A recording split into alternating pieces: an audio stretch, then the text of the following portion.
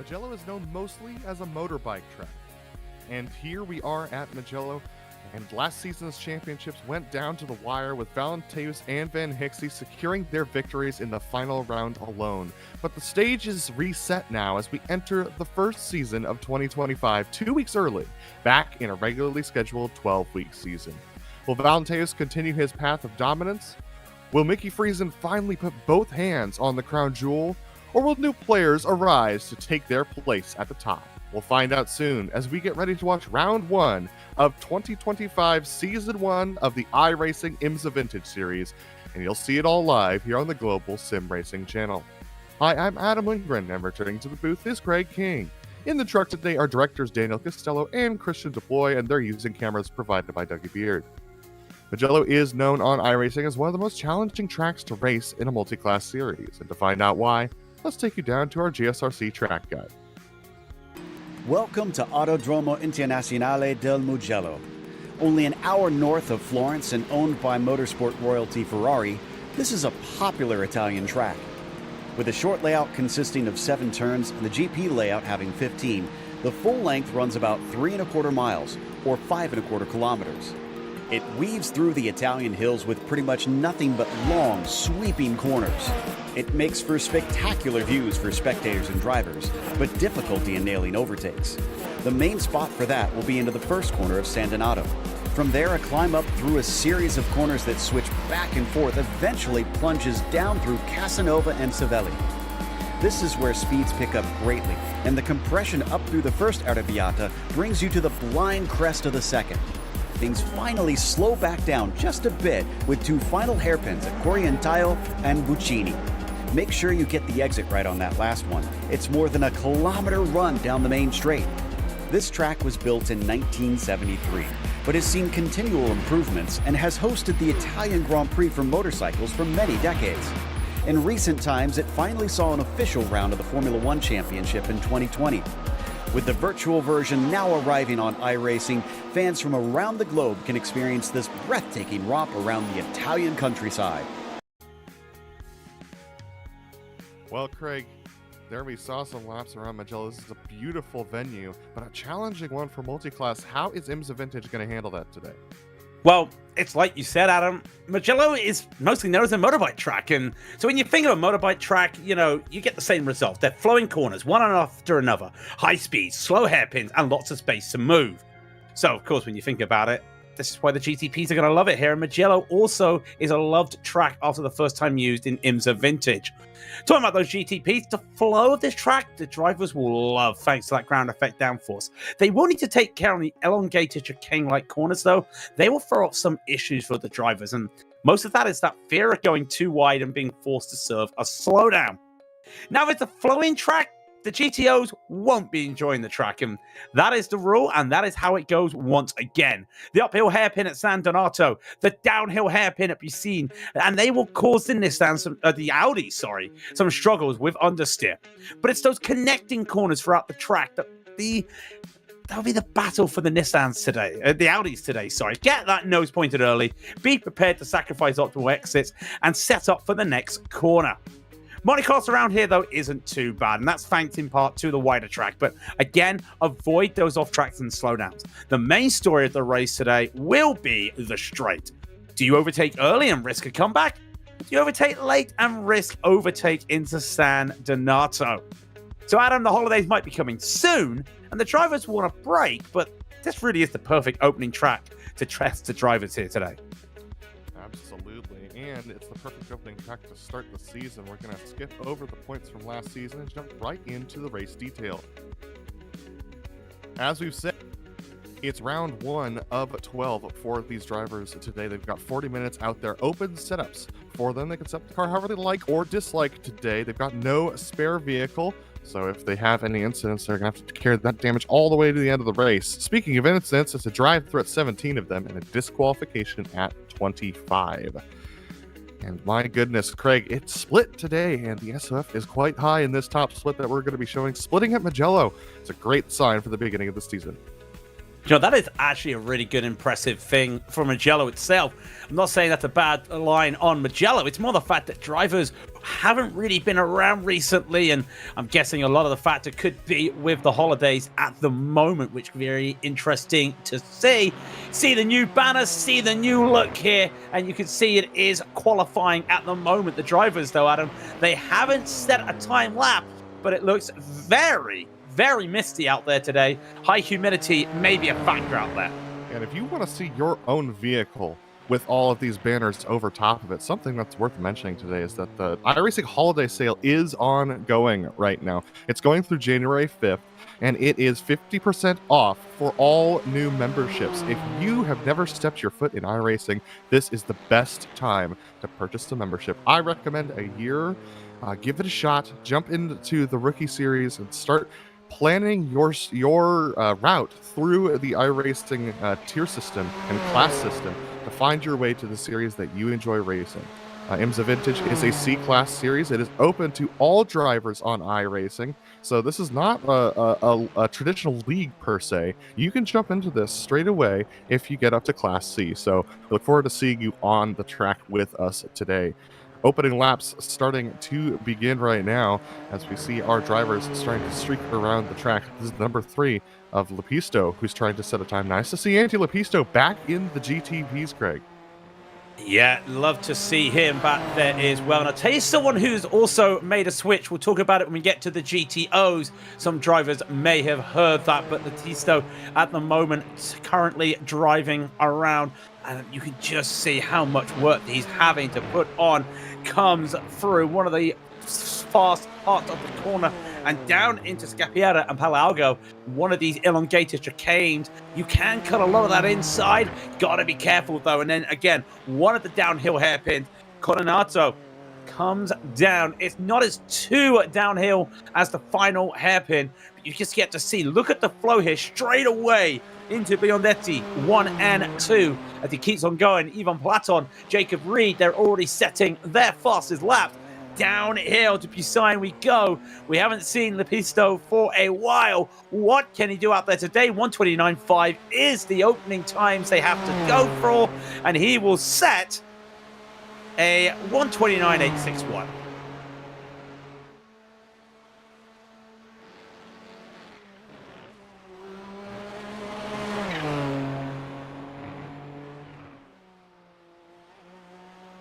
We got Jacob Reed just coming by. He did set the pole time. No pole time at the moment as he keeps coming down. Interesting to see Jacob Reed. We were looking at some of the stats as well, the community stats getting updated. He is one of the drivers closest to get the Triple Crown in a weekend, which is all 3 of the Vintage series. When I say closest, he's actually managed to podium all 3 series in a weekend. Last man closest to try and do it was Togo Husada earlier this year, but still no driver to set that elusive Triple Crown.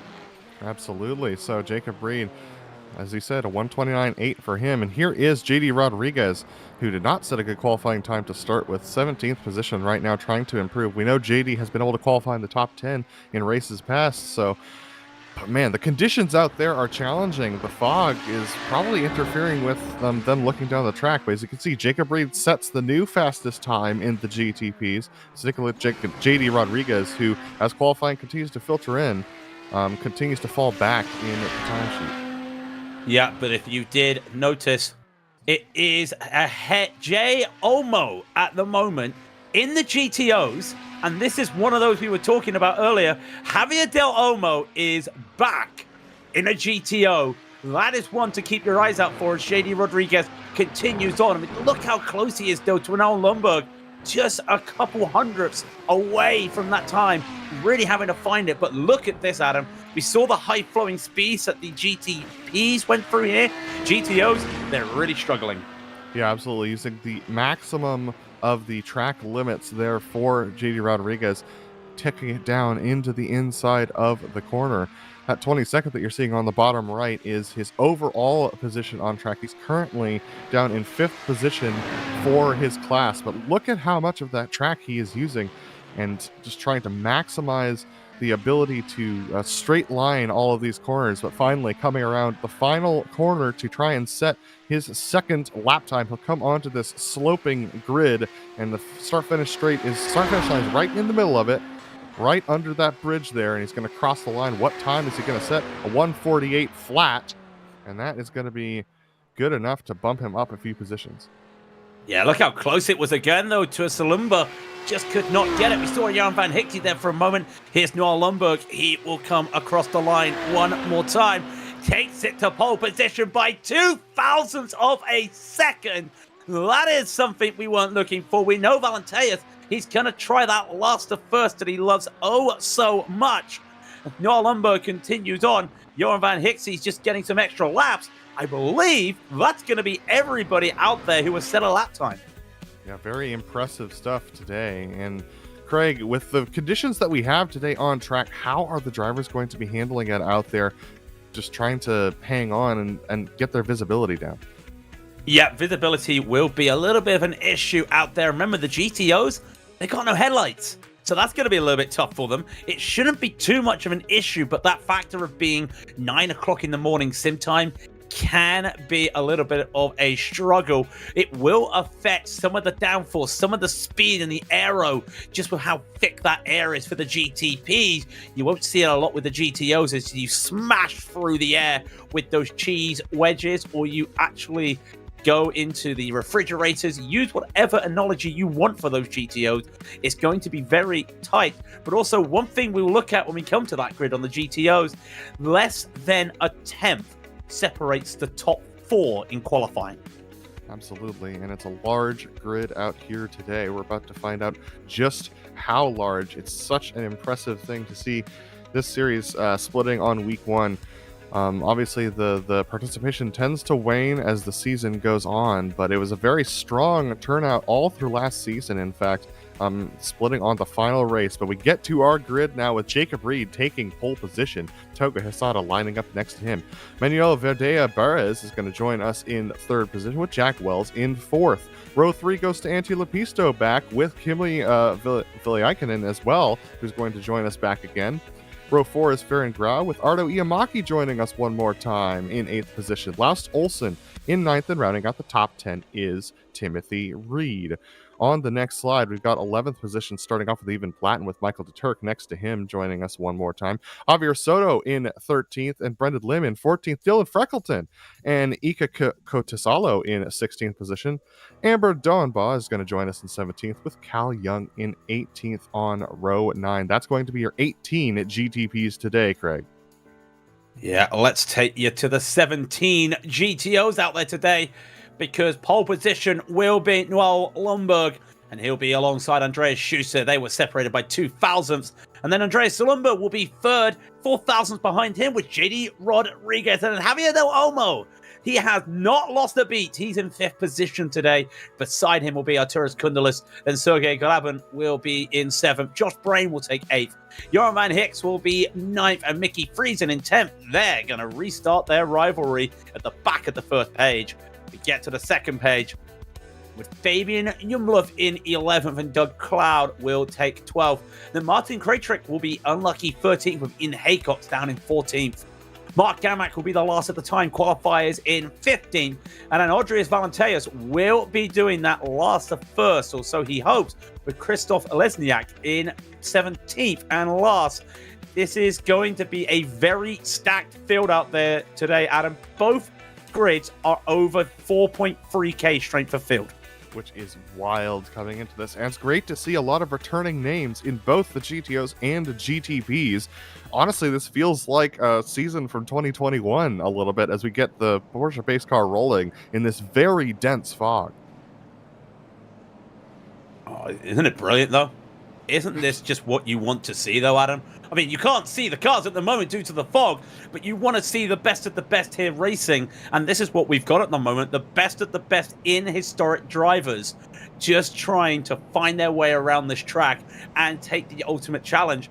Do you know that there wasn't really much historic racing or sports car racing in the 80s when these cars would have been around?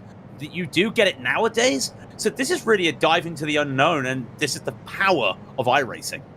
Yeah, we've driven this track, I believe, once before here with the IMSA Vintage series. So these drivers, well, some of them, the series regulars who have been here for the past year, have an understanding of how this track is going to drive, but a lot of these drivers haven't driven in a couple of seasons' time. So it's going to be a new experience for a lot of the GTPs, especially, which is going to make the GTO battles very interesting. And something tells me, Craig, as I'm sitting here watching these cars go around the track, that 2025 is going to be a banner year for vintage racing on iRacing. Absolutely. You've just got to look at what we've had this year. You look at everything that has been done this year, and now you've just got to build on it. And the community are waiting. They have loved the driving they have got. They have loved the community. And hey, that's a community anyone can join. If you're on iRacing, you can join this community, and you can, or any historic community, and you can get involved with some of these drivers driving what some would call the best cars on the service. Absolutely, and so many of these series are in the C class, which it does not take that long to get up to. But racing in the top split of the series, on the other hand, takes some dedication and time. But the experience of learning your way up to that, that is one that is not something, that's not an experience I would want to replace in my time driving the GTO.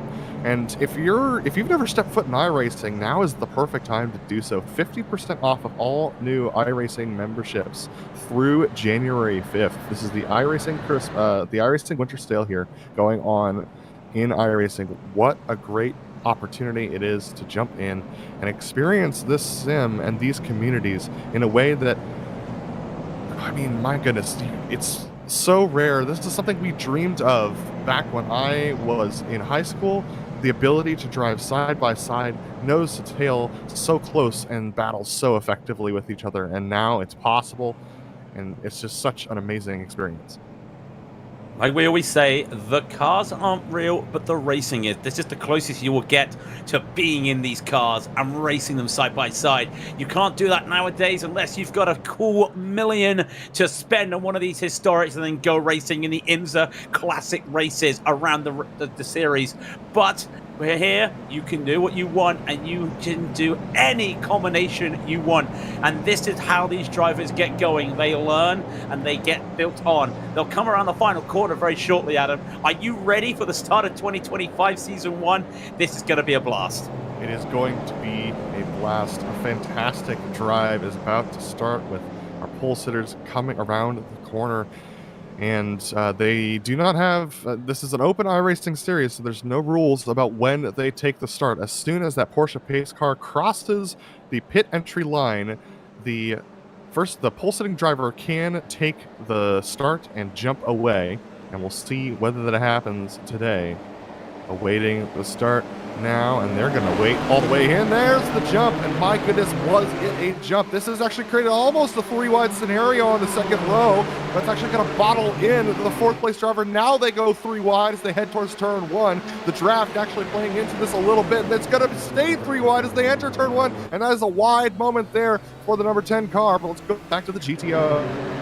Well, Adam, I'll take you three wide. I'll raise you four wide, and we're still three wide. And JD Rodriguez and Javier Del Olmo have made some fantastic starts up here. A mistake from Javier Del Olmo in that orange car has just lost them a couple positions. So Lundberg, JD Rodriguez caught everyone off there because Noah Lundberg jumped super early. He caught everyone off there. Schuster loses time, but now Lundberg and Rodriguez, they've taken the first slowdowns of the day. Yeah, and it looks like he actually caught the GTP back markers a little bit off kilter as well during that start because they were packed up right in behind them.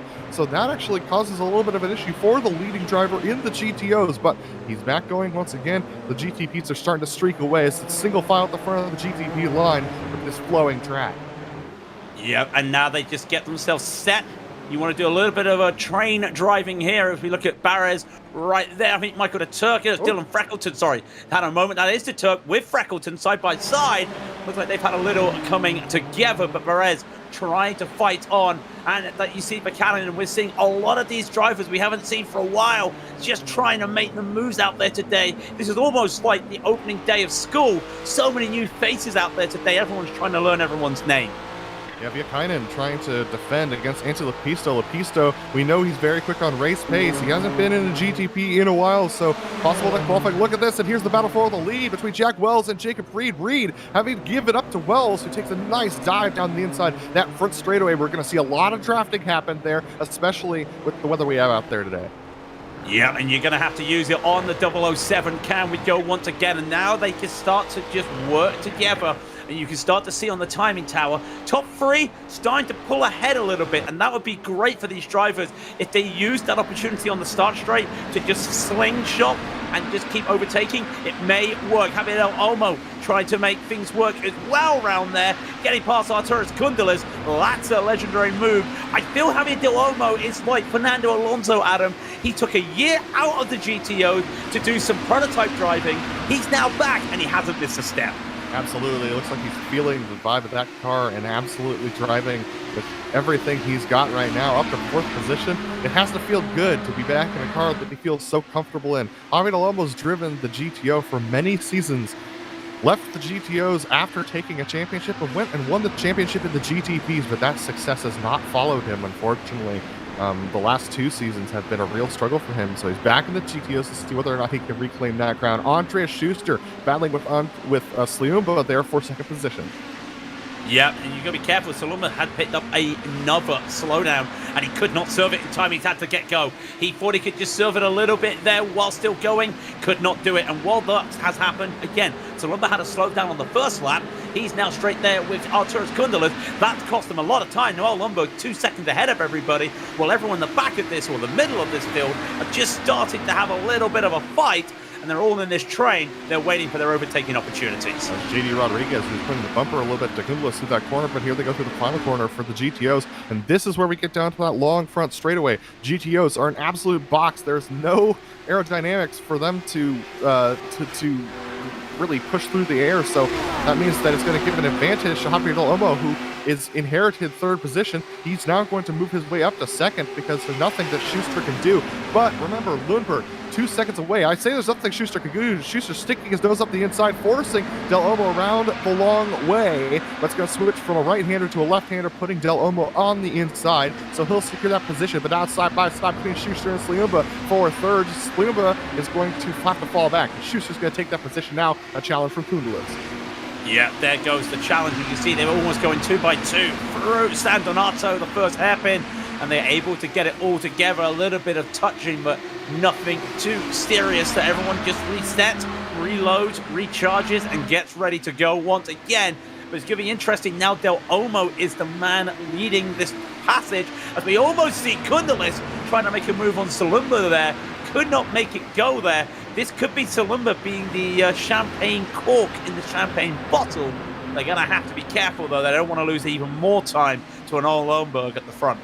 Speaking of corks in the bottle, Jacob Reed starting to hold up Perez in the 3rd position in the battle for the GTP 2nd and 3rd right now. Those 2 drivers very close nose to tail as they continue to circle around. Jack Wells starting to break out to 1.5 second lead, and Noah Lundberg up about 2 seconds over Javier Del Olmo. Lundberg is not a driver that you want in the free and clear air out front. Let's take a look at this replay of what happened with Freckleton here. Yeah, just coming around. That looks like they're coming out, and that looks like, wow, such a weird mistake coming out of Cervelli there. Just to lose the car, just lose it a little bit, go wide. And talking of going wide, here we go. Side by side goes Salumba and Kundelis.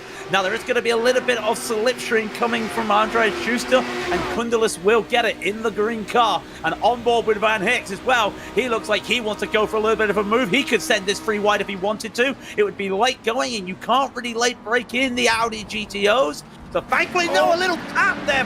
That was a mistake from Kundelis. Car got a little bit uneven on him there, upset. And he did have a little tap with Salumba there, but they're both still going. But Van Hicks got through. It's been a while since we've seen Kundelis flustered and being pressured like this, and Kundelis tends to be a driver who pushes forward in the race, but has fallen back a couple of positions since the start, and still falling into the clutches. Look at JD Rodriguez, who started up there in that 10th position, trying to push forward. And here is Cal Young trying to make a move on Laust Olsen. trying to make a move on Lars Olsen. Lars Olsen with a first full season back since his accident, and he's just trying to keep fighting right now. It's weird to see Lars Olsen with the number 27. That just goes to show how strong this field is.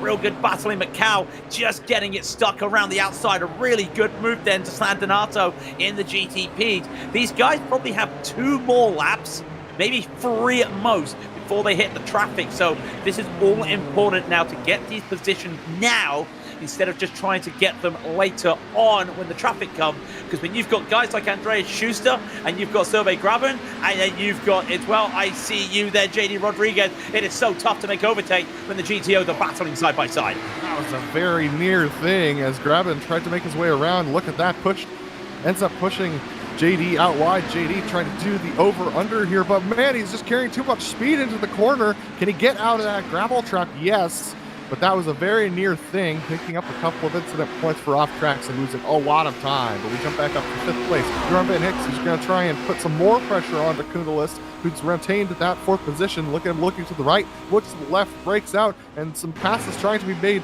on both sides, but looks like that is going to be Javier Del Olmo is going to hang on to that 2nd position. And Jorn Van Hicks, a great job around the outside there, which switches back to the inside, but unfortunately not far enough ahead. And here comes the 12 to stick his nose in.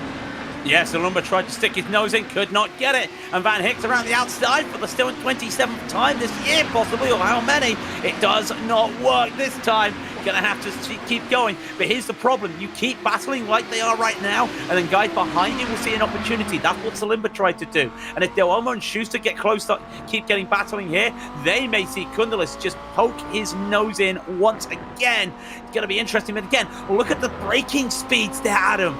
This flowing track, it doesn't flow for a GTO. No. It is just on the brakes so much.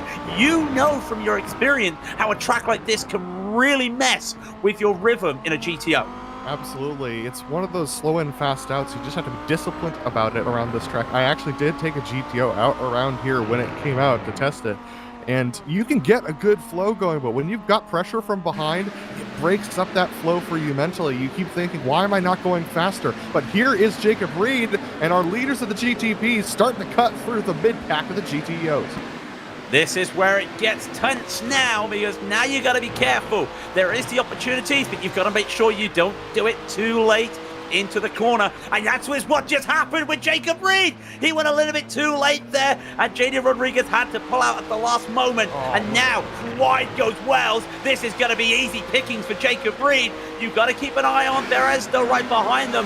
He's got an opportunity, but side by side go 2 guys that could be the men we talk about all season, but they could go 3 wide very shortly with Josh Brain there, and Jacob Reed boxed himself in. Amazing, though, that Jacob Reed had to back out for that. JD Wells had collected a ton of debris from when JD Rodriguez went off track earlier that was on the outside of the track. And that debris, you could see it on the tires that flying into the windscreen of Jacob Reed. And look at this, as Farron Grau tries to streak around the outside, battling with Viekainen. Viekainen trying to hold on to the back of him right now as they streak through the top battlers in the GTOs. Yeah, Salumba now is going to be a victim. He's going to be a survivor as he gets everyone come by him. And just look at what these GTOs have to deal with right now. Left, right, where do you look? Where do you go? You've got to make sure you don't have any issues out there. And knock on wood, we've had nobody get collected so far. We don't want to see that. Salumba is still trying to look for an opportunity. He can't, and he wants to turn into the corner there. And I believe, yeah, that with Pelagio. That was Gabriela into Pelagio. He could not turn in because Togo Hisada was trying to get going. Oh, such near stuff here. Andreas Valenteus up to 7th position from the back of the grid from 15th. So Valenteus has lost the first challenge, going quite well so far, but he's still a good about 15 seconds off of the lead. But the fact he's not further back, and so wow, look at this Gaggles. They go down the intermediaries straight into the final corners. Look at this, multiple drivers being pushed wide. And the 12 going to try and cut his way through. Look at the GTPs trying to find a way around 4 wide as they cross the stripe. Welcome to IMSA Vintage. 4 wide they go. Van Hicks, Salumba. Young and Platon all going 4 wide. Now is Saluma going to make a move on Van Hicks? I can't see it. We're going to see if he tries it around the outside and allows Olsen, just goes in at the last moment. That makes Gapper any deal for Salumba. Still has the overlap though, but it's going to be so tight into Lusso. He may get this stuck though. He's still going to keep that side by side into the next corner. Secchio.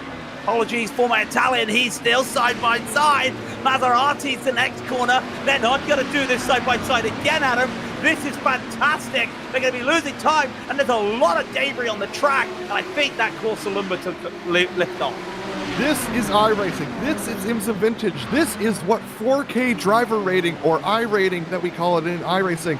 This is what that looks like. These drivers at the absolute peak of their driving abilities. Everyone giving each other room, giving each other respect, and battling tooth and nail. This is the opening round of the season, and you may think to yourself, oh, as they get further into the championship, they're going to be a little bit more measured. That does not happen in this series. Everyone drives flat out the whole race, and they love it to death. We see Antti Lepisto trying to battle with Viakainen.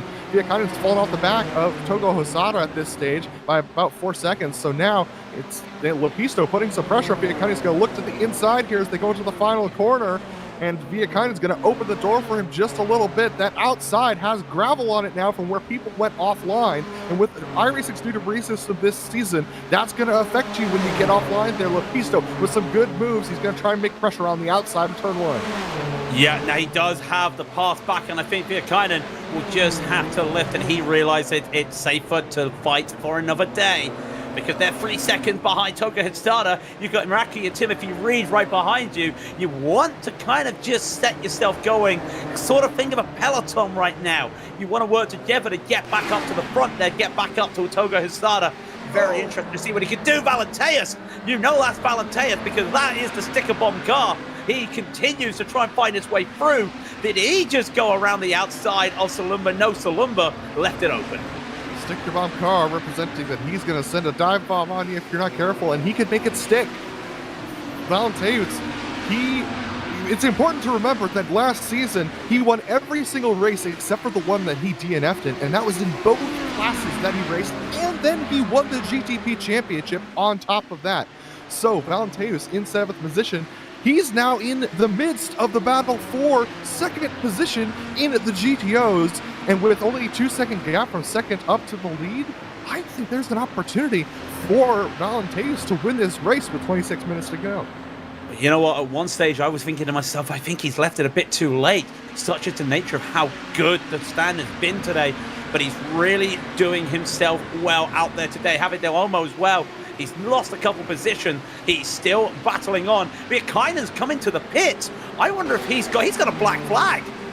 Let's see what happens here with Javier Del Olmo. And he just takes it too deep into one. The rear end steps out on him, just a little bit of brake bias issues, and he loses 2 positions because of it. And that's how quick it can happen. The 2 battling drivers didn't lift at all, saw him go wide, and we're like, there's enough room. And they just stayed side by side through turn 1 and passed right by him. What a move from those 2 drivers. Javier Del Olmo now back to 4th position and under pressure from behind.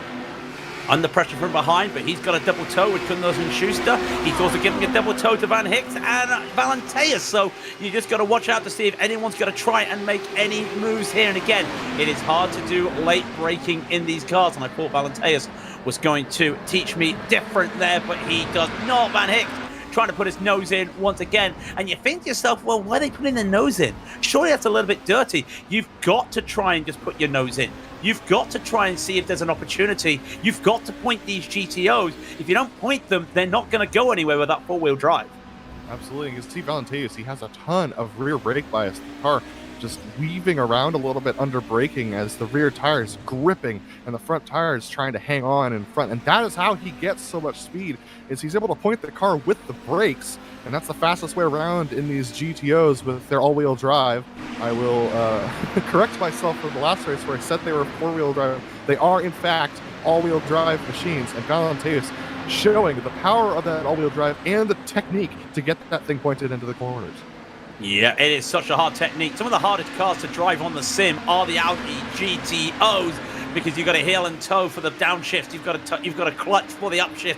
You've got to be really careful with that throttle. It is a rubbing your rubbing your belly and patting your head moment in these cars, and these are the drivers that get to do it good. And if you wonder why they are so bunched together, this is standard GTO racing. Work together, wait for the opportunities, and hopefully go for it. And Valenteas has decided, I'm going for it. He saw an opportunity to go around the outside. It didn't work. He had to lift off a little bit. That's a mistake. In front, though, side by side for a moment, it's Schuster and Kundelis. Absolutely, and here we go, nose to tail. It's this way from first all the way back to 7th position for the GTOs. Even 23 minutes into this race, we're almost halfway. Look at this, it's gonna be side by side, 2 wide, 2 deep, 3 wide, 3 deep as we go into turn 1, and it truly is 3 wide. My goodness, they go nuts into turn 1. These drivers having the time of their lives right now, battling with each other, but I'm a little afraid of when the GTPs come back through and what that's gonna do to this pack and the GTPs. Well, the animals go 2 by 2, and they're still 2 by 2. Hello, everybody. They're just changing dance partners all of a sudden. And now you've got in the back of this, you've got Kundelis and Valenteas going side by side. You have Van Hickey and Kundelis go side by side. Very shortly, you may have Kundelis and Del Olmo go side by side. And if you're Andreas Schuster at the front of this, you're thinking, you know what? I want to dance with Noel Lundberg. You guys just keep on fighting. Oh, contact with the background. There is contact. Big wreck in the back. Oh, it's Josh Brain. Josh Brain has gone around and Sergey Graben there, and that looks like it was a little bit of a mistake there. Yeah, so here we go, back up to the 5th position with Van Hickey. Important to note that Jacob Reed and and JD Wells, they have absolutely not separated ever since we left them as they streak through the GTO field. We've been watching that intense GTO battle for 2nd position, which has allowed Noah Lundberg up to 3 seconds of a gap. But these two for the lead of the GTPs have not come unglued. They've left Beres behind to the tune of about a second. That's not much, but you're not missing much at the front of the field, but we'll keep our eyes on it to see whether that changes hands. As we watch Joran Van Higgs trying to make a defensive move, we see Arturo Condos trying to make a move around the outside of Javier Del Olmo, and this is all behind Andreas Schuster, who's got about a second of a gap over Del Olmo right now. I'm just happy not to be back there in the fray. And Valenteas coming down Bucine, managed to make an overtake, and Andreas Valenteas looks like he wants to go for another move, and he's going to try this around the outside of Del Olmo, and he's going to try this around the outside of Van Hick. He's got past one of them. He's not going to try and go past both of them. He can't, but he makes the move work around the outside of Kundelis. Kundelis will have to give the fight back. He can't get it done. There is still overlap, but if you're against the 9K driver that is Valenteas, he says, I don't want to drive GT3s. I love these classic cars. He enjoys this racing so much that he gets it. And look at the dive from Van Hickey. Everywhere you look when you come into San Donato, Lucian Pogliasecco, you see these guys side by side. Absolutely. And we had a simulated dirty line up until this recent update from iRacing, and now we also have a simulated dirty line out there with the debris coming from off the track. Let's see what happened with Sergey Graben and Josh Brain. These two drivers, very quick drivers in their own right, and a little bit of interference there.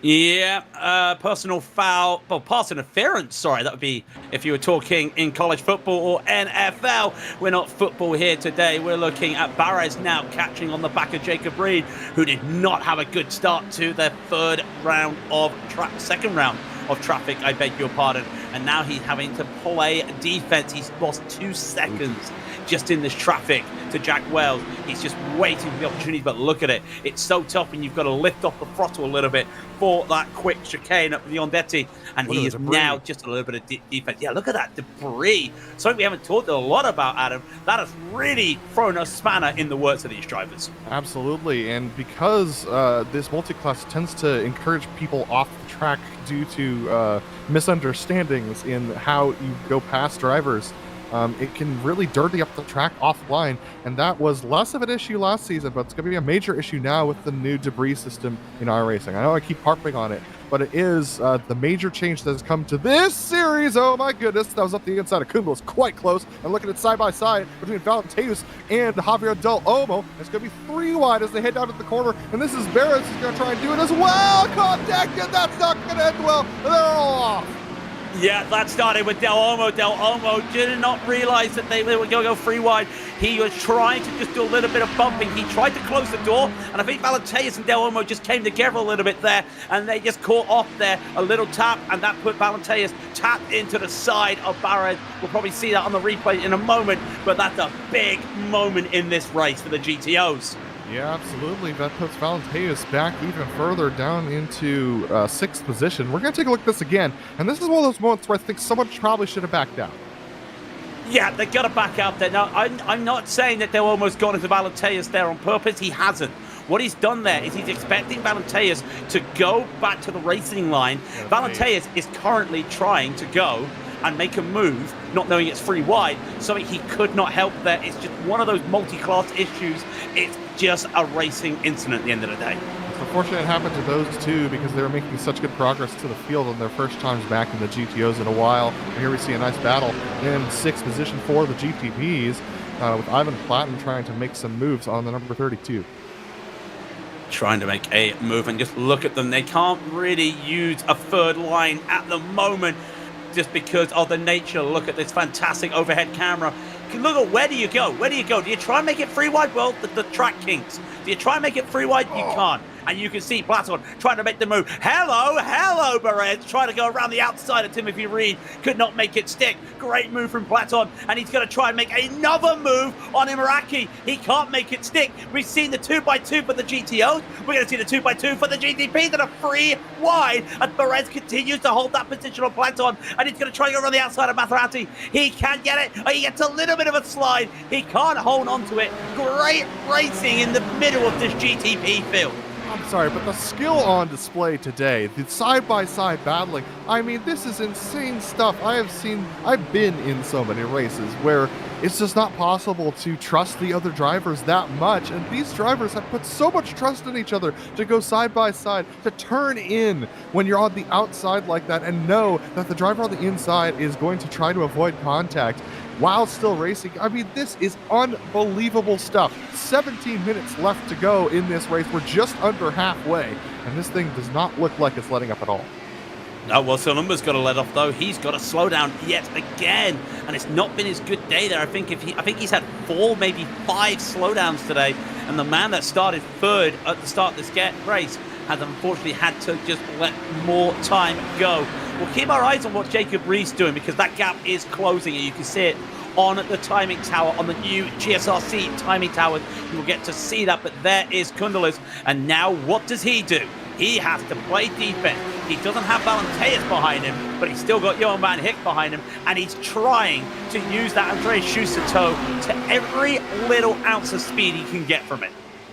Yeah, I think that the GTO drivers were really hoping that one of them would be able to get up to that second position and start to reel in Noah Lundberg. But as it is, the gap out to 3.5 seconds, sometimes as far as 4 seconds. Lundberg putting in one of his best races ever. He's gotten into that lead and has not looked back and been able to create that gap created by that little moment there on lap 2 that actually separated Noah Lundberg from the rest of the field, and he has not looked back since.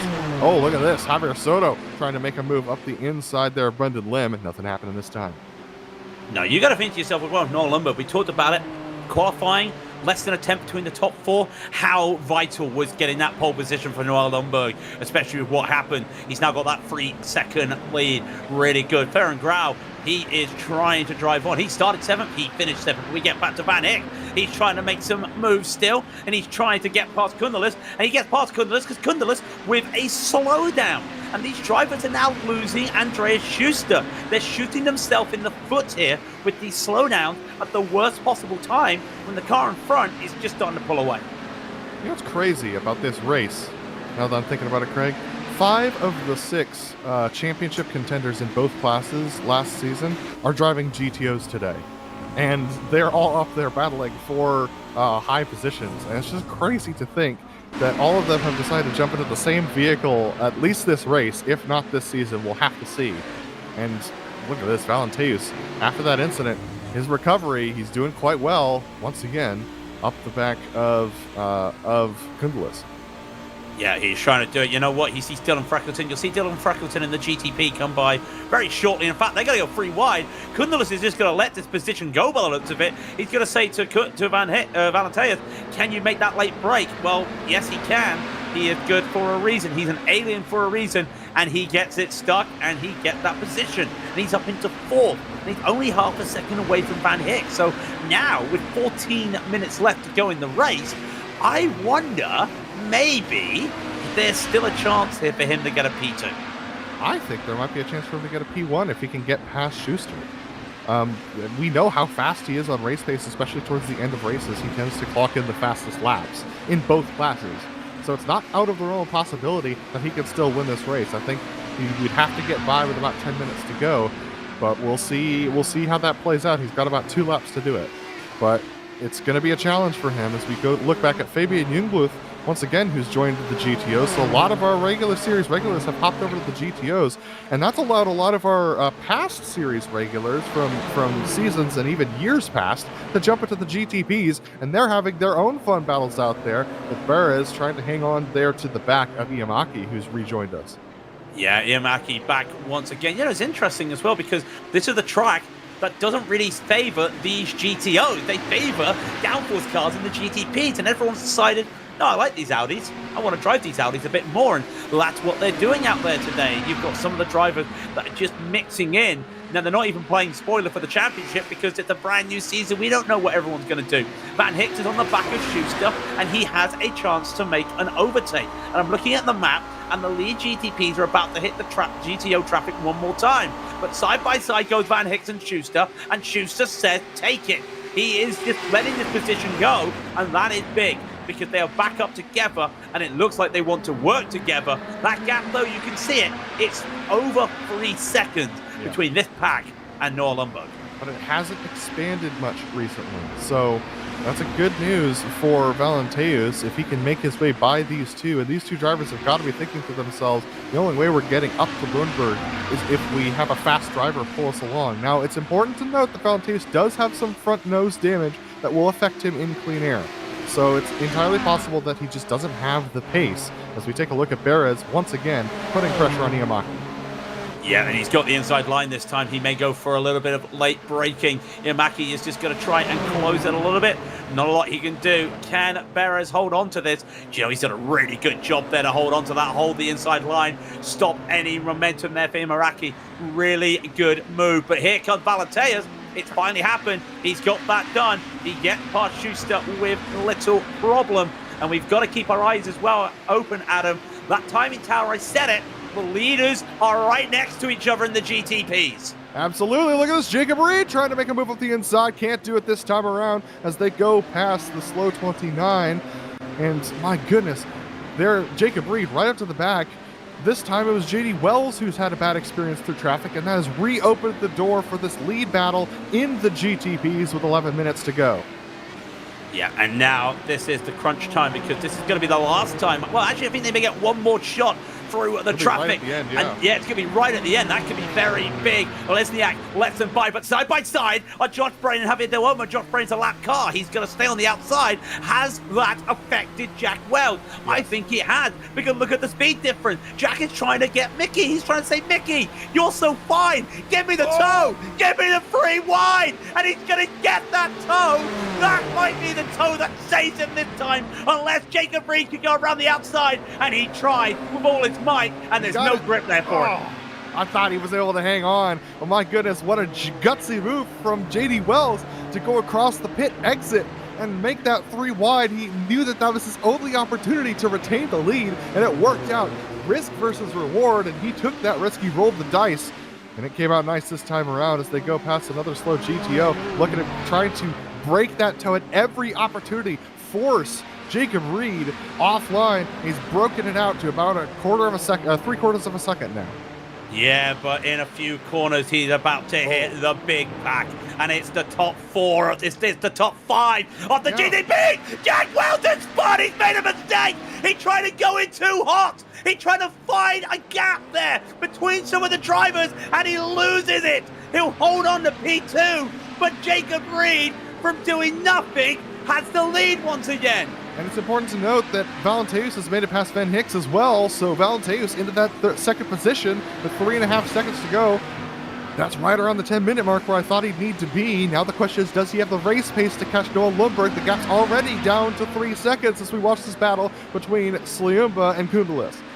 Yeah, Ferenc Grau, just to report, Ferenc Grau has had to take a tow after a moment in the field. We'll get replays of that later because we're looking at what's happening here at the moment with Sliumba trying to fight on with Kundelis. Not a lot he can do with a little bit of damage on the rear there. He's going to try his best to just hold on. But now these two are losing. Andreas Schuster in front. This is not going well. You've got the man you want controlling the pack in front, and you can't keep up with him. Yeah, the accordion's gonna stretch out here as Valenteus, the fastest GTO by rights in the field, is gonna start stretching this field out, and we're gonna see what happened here with Jack Wells. He takes it too deep, and he's trying to avoid contact with Kundelis. Kudos to him for not just punting Kundelis and maintaining his own position. Jack Wells locks it up a little bit, makes just a little bit of contact with Kundelis and spins out, and that's gonna really put a wrench in his chance at winning this race. It's not over. We have seen a gap of 5 seconds, and Jacob Reed closed that gap, which means Jacob Reed has better race pace. But remember, traffic is going to be the thing that plays the biggest factor into this. So the race is not over at the front of the field. Reed cannot relax. Yeah, what was it you were saying when I was discussing it? Is there a chance they'll have to hit traffic one more time? 5 seconds can be lost in traffic. We saw the 2 seconds that Jacob lost earlier in the race, so anything can happen. But you've got to give some applause to Jack Wells there. Usually you tell the drivers if you know you're going to go too hot and you've got a car in front, you either turn away from the cars or you don't want to go into the back of them. He did everything he could to lock that car down on purpose to get the slide effect and the loss of control from just hitting that brake. And now look at Schuster, look at Kundelis. They are trying to get by these drivers. This is the game in the GTOs right now, Adam. It's the vibe out there, but they have lost some of the field. Well, yeah, the gap is stretched, and that's because Valenteus in a single lap has gained 1.2 seconds on Lundberg, so that lead is definitely not gone. Timothy Reed trying to make a move here around the outside. Can't quite get it done this time around. My goodness. Battles everywhere you look, and that's no surprise. IMSA Vintage, that's what it's all about. These drivers, it's really hard to separate them, especially in a field this large, where the strength of the field this high, the driver ratings this high. It's no surprise to see them battling this hard and this close. Oh, we didn't expect this as well. The last time we came here, the first time we came here actually, to be correct, we didn't see this level of racing. Some of the drivers really taking it. Sliumba, hello, well, that was a little bit you shall not pass, and he tried to make sure he could get there to hold off, and now Letisto and Reed gonna now try go, and now they're gonna say, no, I will pass, and a mistake there, well, I don't say a mistake, the GTP's just putting their way through, allows Kundelis to lose some time there, and he comes back on it, and they're going to go free wide again. What a comeback that is! While Sultan's going to just get on the corner, still side by side goes Sliumba and Kundelis, and Sliumba yet by finally as they come out of Plagio. Unbelievable racing there. Kundelis is going to be so frustrated with the GTV. So look at this. Sliumba takes it too deep once again. He's got some debris on those tires. They're not used to how that behaves yet. They're going to have to learn over the course of this season. Still trying to keep a nose in. Kundelis retains it, but here comes Sliumba back again. Back again. Now that outside line, we saw a lot of the gravel. It has been cleared a little bit, so he does have this chance. And we saw this wide and in that we saw from Valenteus earlier working. He may get this. He's right on the back. He's got no choice. He's got to go for this. Javier Soto is right behind them. He can play a factor here. Who wants to get the slipstream? They're going to be battling like they are two people battling for a Taylor Swift concert ticket. And it's going to be Sliumba who gets it. He's going to have to try it around the outside of Don Sandonato, though. A little bit of bumping from understeer there. And Kundelis will hold on. Great battles between these two. I'm sure there are smiles all over the place. Here's Javier Lomo trying to recover from that incident that he had with Valenteus and with the GPPs coming around the outside, trying to recover once again. Look at this, Kundelis. Oh my goodness, that's as close as it gets without spinning the other driver around. Sliumba able to hang on to that position. These two are absolutely duking it out. It's important to note Valenteus cut another half second into Lundberg's time, but he's only got 5 minutes to go. If he can get within 1.2 seconds, he picks up the slipstream from Lundberg on the straight and can gain 3 to 5 tenths on the straightaway, depending on other factors, and it looks like he might be able to get that. So I would expect a last lap battle between Lundberg and Valenteus, unless traffic plays a factor, which, I mean, come on, Craig, it always plays a factor.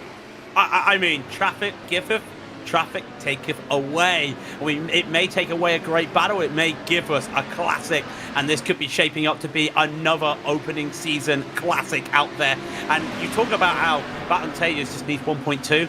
That's half a second he needs a lap at the moment, and I reckon he may get it. He's going to have 2-3 more laps maybe after this, and that gap is closing, and I almost see it 1.2. It's 1.3 at the moment.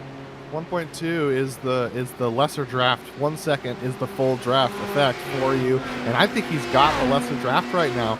Just starting to fall back, so maybe not, but it'll really, really close. He's definitely within striking distance of Lundberg. Lundberg's going to have to put on a classic here to try and keep Valenteus away, even under braking gains, another 2 tenths, and here they go again. Sleeman and Kundals are on the outside this time. Yeah, they are ready for round 10. I don't even know now what round they're on. We're almost at the end of a boxing match, definitely. But Tulumba gets it from Kundalas. This is what we expected to happen, and we saw it happen earlier on. Just the overtakes coming in before San Donato, side by side through Lucio, and then Poggio and then just set it up. And that's what they have been doing most of the race. Sergey Graben, we haven't talked a lot about this battle. Graben's got a little bit of damage on the back, but he's got Doug Cloud with him in front, and he's trying to make some battles as well. Doug, in the number 29, he is a master of defense. He doesn't need to put much defense on today, though. Under a second between Valenteus and Lundberg as they're 3/4 of the way through the lap. So it's definitely going to play a factor here as we see Javier Del Olmo putting some pressure there on the 19.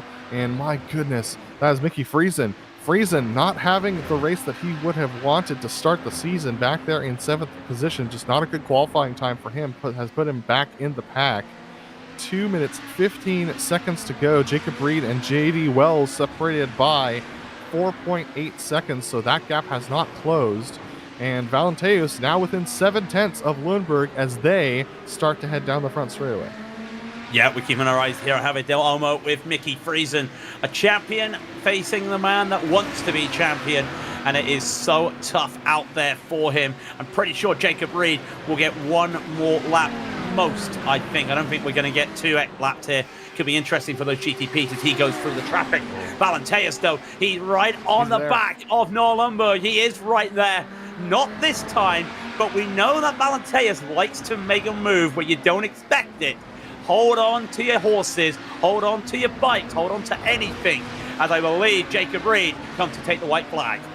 Ladies, gentlemen, and all other people, this is special. There's something in the water this season. I can feel it as Mickey Friesen trying to go on the outside of Javier Del Olmo. Valenteus right up to the bumper of Noel Lundberg. These battles continuing all around the track. Here it is, the 2 leaders nose to tail, and they've got traffic. This is going to be a barn burner to the end of the race, and the question is, can Lundberg do anything to hold it off? Jacob Reed with a gap of 5.7 seconds and climbing his race pace, starting to prove to be too much for JD Wells and the GTPs, but this battle in the GTOs will go to the stripe. Yeah, they'll go to the stripe. Jacob Reed is not going to meet these drivers, and thankfully, well, that's a good thing for these cars. They want to be battling hard together because they know 1 more lap. That's all Valenteus needs. He took over half a second away last time, and now when he's right on, he's just waiting for that moment. I'm just keeping my eyes on Jacob Reed. He's just a few corners away from the end as well, though.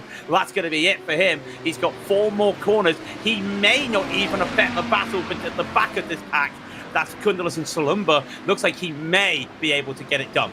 Here's Jacob Reed, who had to fight his way back up to the lead of this race. Took an opportunity of JD Wells making a mistake through the traffic. He put the pressure on, and here is the battle for the lead. We're going to go back to Jacob Reed in a moment, but we have to take a look at this. Valenteus back to front challenge. He might get it done in turn 1, and he has, but here's Jacob Reed crossing the line, winning this race with an opportunity, and Noah Lundberg and Valenteus still side by side. Valenteus on the inside, Lundberg trying to take her on the outside. It's going to switch back again. Valenteus trying to keep his nose in. He's going to manage to, still side by side as we go down to the second half of the track.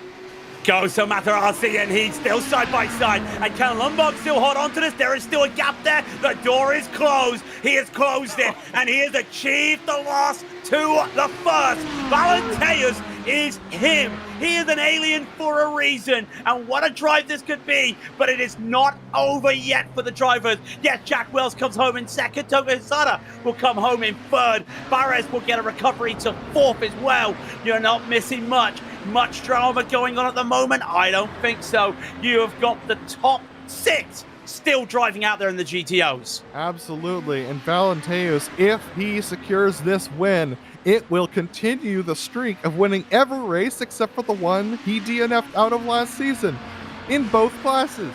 Here is Kundelis trying to put some pressure back on to Sliumba and try and get that gap, but here is Valenteus just about 20 seconds up the road, still under a little bit of pressure from Lundberg, but we know his race pace is good. Is Lundberg going to try one last dive, one last move? They got Van Hicks back there in case anything happens, but there's not an opportunity. He can't get to the rear bumper. Valenteus is going to come off the corner from 16th position to the lead, to the win in the first round here of the IMSA Vintage iRacing Season 1 2025. Valenteus takes the win. What a drive.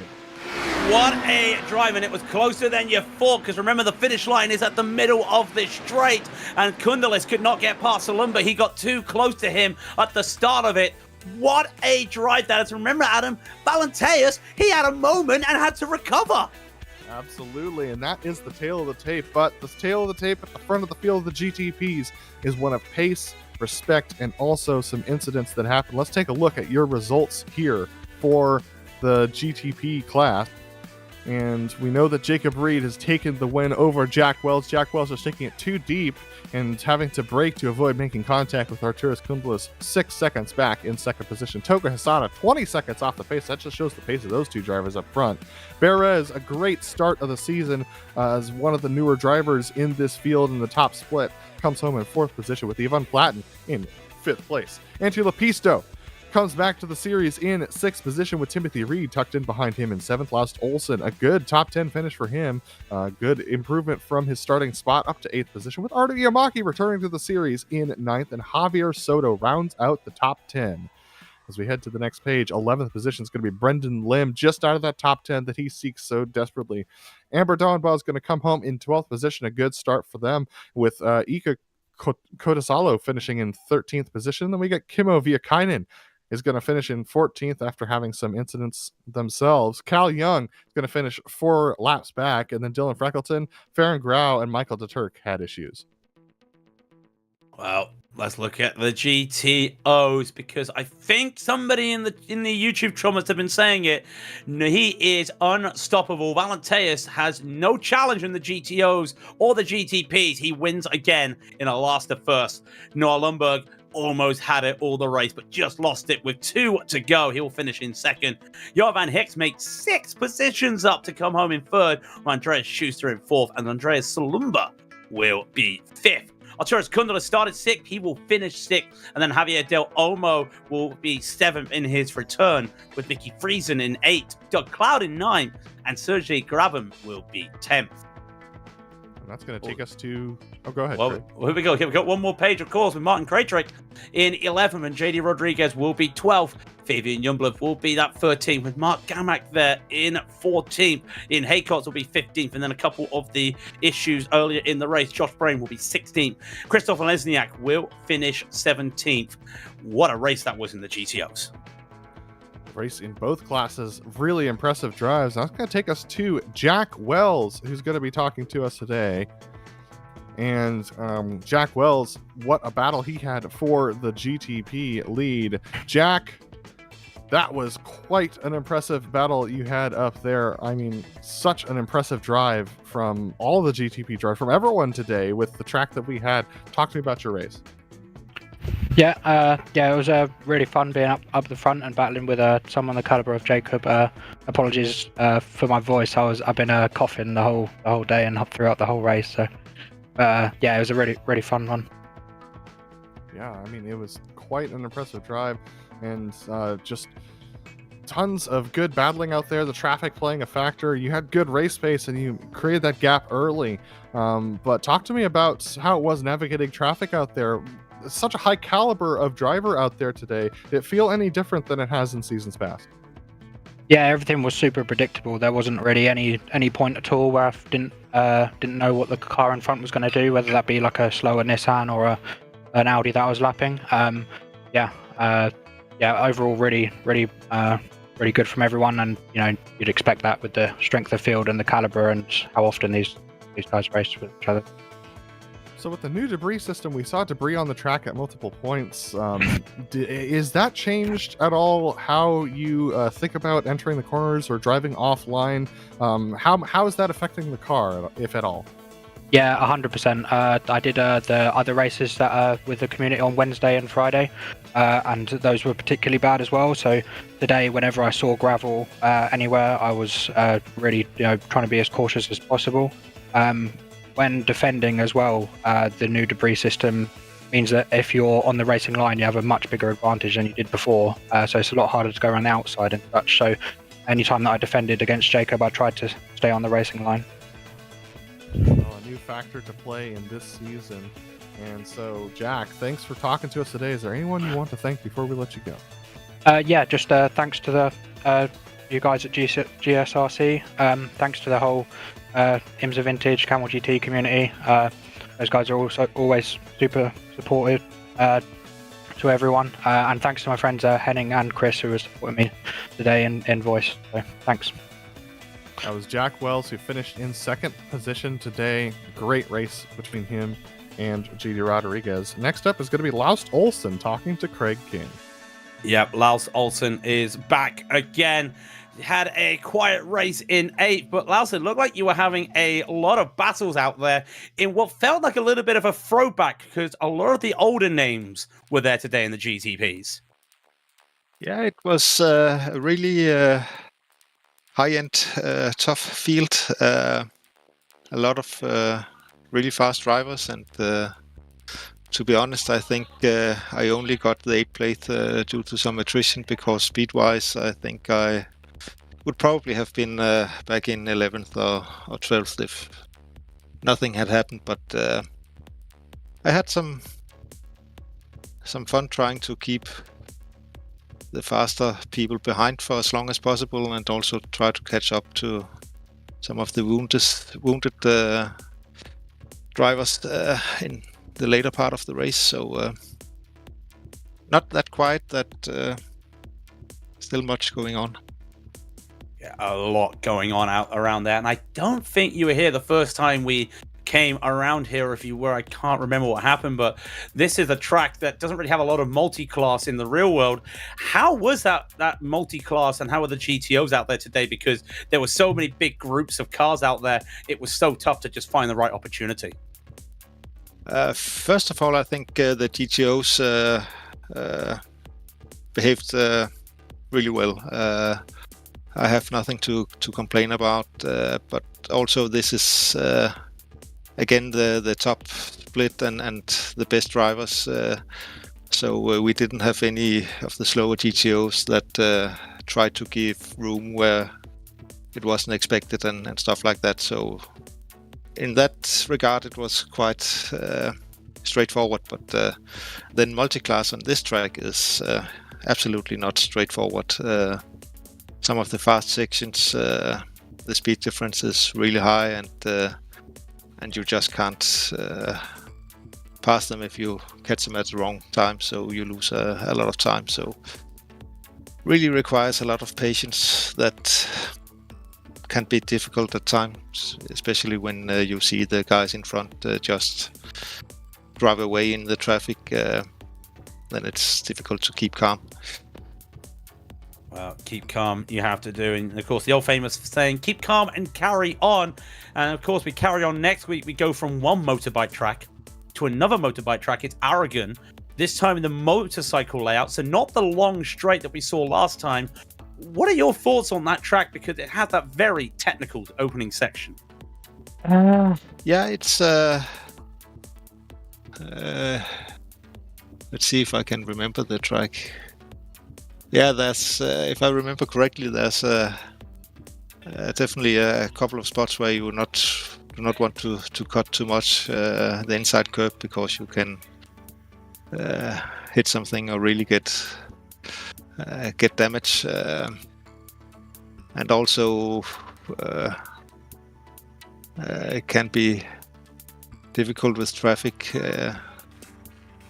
The news or the motor layout with the chicane on the straight, I haven't. I think I have tried it once in the Lotus 79. So it really needs some getting used to, I think, when you're used to just drive straight out. Yeah, well, Lars, that will be for next week. There's a whole week left to go for that. So before we let you go, any shout outs you would like to give?